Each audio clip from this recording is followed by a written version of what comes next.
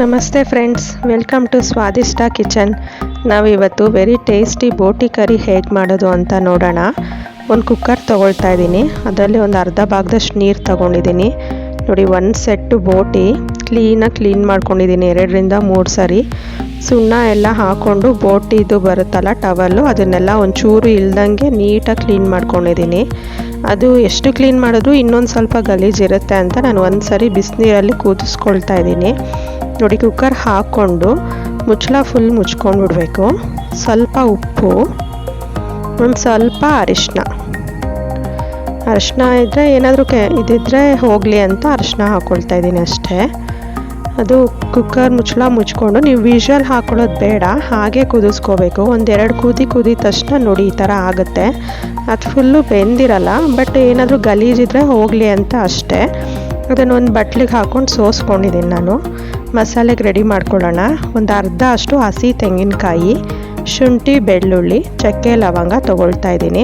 ಅದನ್ನೆಲ್ಲ ಒಂದು ಮಿಕ್ಸಿ ಜಾರಿಗೆ ಹಾಕ್ಕೊಂಡು ಸ್ವಲ್ಪ ಚಿಟಿಕೆಯಷ್ಟು ಅರಿಶಿನ, ಅದನ್ನೆಲ್ಲನೂ ಒಂದು ಸ್ವಲ್ಪ ನುಣ್ಣಗೆ ರುಬ್ಕೋಬೇಕು ನೀವು. ಅದು ಫುಲ್ಲು ನುಣ್ಣಗೆ ರುಬ್ಬಿದ್ದಾದಮೇಲೆ ನಾವು ಒಗ್ಗರಣೆಗೆ ಇಟ್ಕೊಳ್ಳೋಣ. ಕುಕ್ಕರ್ ತೊಗೊಳ್ತಾ ಇದ್ದೀನಿ. ಕುಕ್ಕರ್ ಕಾದ್ಮೇಲೆ ಒಂದು 50 ಗ್ರಾಮಷ್ಟು ಎಣ್ಣೆ ತೊಗೊಳ್ತಾ ಇದ್ದೀನಿ ನಾನು.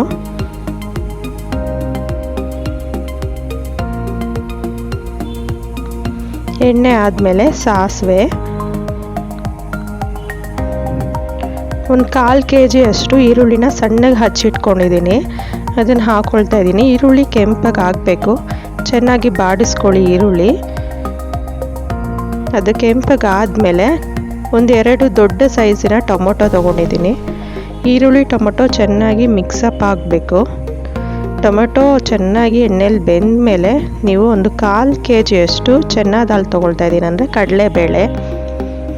ಒಂದು ಫುಲ್ಲು ಬೋಟಿ ಸೆಟ್ಗೆ ನಾನು 1/4 kg ಕಡಲೆಬೇಳೆ ತೊಗೊಳ್ತಾ ಇದ್ದೀನಿ. ಇಲ್ಲಿ ಕಡಲೆಬೇಳೆ ಆಪ್ಷನಲ್ಲು, ನೀವು ತೊಗೊಳ್ದಿರಾನು ಇದನ್ನು ಹಾಗೆ ಕಂಟಿನ್ಯೂ ಮಾಡ್ಬೋದು. ಅಂದರೆ ಇಲ್ಲಿ ಕಡಲೆಬೇಳೆ ಹಾಕ್ಕೊಂಡ್ರೆ ಚೆನ್ನಾಗಿ ಒದಗುತ್ತೆ ನಿಮಗೆ.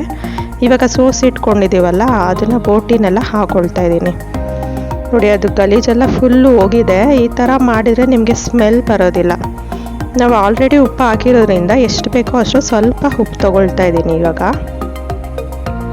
ಈ ಥರ ಮಾಡಿ ನೋಡಿ, ಒಂದು ಚೂರು ನಿಮಗೆ ಸ್ಮೆಲ್ ಬರೋದಿಲ್ಲ. 1 ಸ್ಪೂನ್ ಅಚ್ಚ ಖಾರದ ಪುಡಿ, 1 ಸ್ಪೂನು ಧನಿಯಾ ಪುಡಿ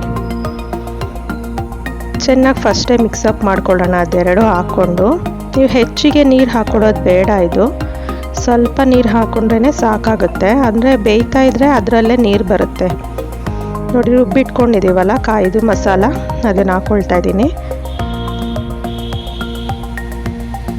ಜಾರ್ ತೊಳೆದಿರೋಂಥ ಒಂದು ಮೀಡಿಯಮ್ ಗ್ಲಾಸಷ್ಟು ನೀರು ಮಾತ್ರ ಹಾಕ್ಕೊಳ್ತಾ ಇದ್ದೀನಿ ನಾನು. ಸ್ವಲ್ಪ ಕೊತ್ತಂಬರಿ ಸೊಪ್ಪು,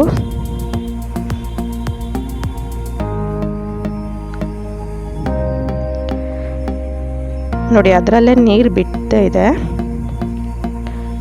ನಿಮಗೆ ಸ್ವಲ್ಪ ನೀರಂಗೆ ಸಾರು ಥರ ಇರಬೇಕಂದ್ರೆ ನೀರು ಎಕ್ಸ್ಟ್ರಾ ಹಾಕ್ಕೋಬೋದು. 1 ಸ್ಪೂನ್ ಪೆಪ್ಪರ್ ಪೌಡರ್ ತೊಗೊಳ್ತಾ ಇದ್ದೀನಿ, 1 ಸ್ಪೂನ್ ಗರಂ ಮಸಾಲ,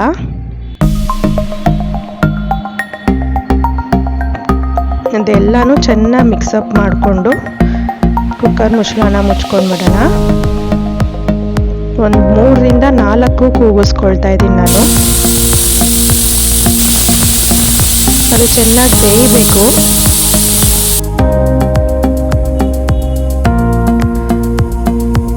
ನೋಡಿ, 4 ಆದಮೇಲೆ ಅದು ಹಬ್ಬೆ ಎಲ್ಲ ಹೋದ್ಮೇಲೆ ಕುಕ್ಕರ್ ವಿಷಲ್ ತೆಗೆದ್ಬಿಟ್ಟು ಓಪನ್ ಮಾಡ್ತಾ ಇದ್ದೀನಿ.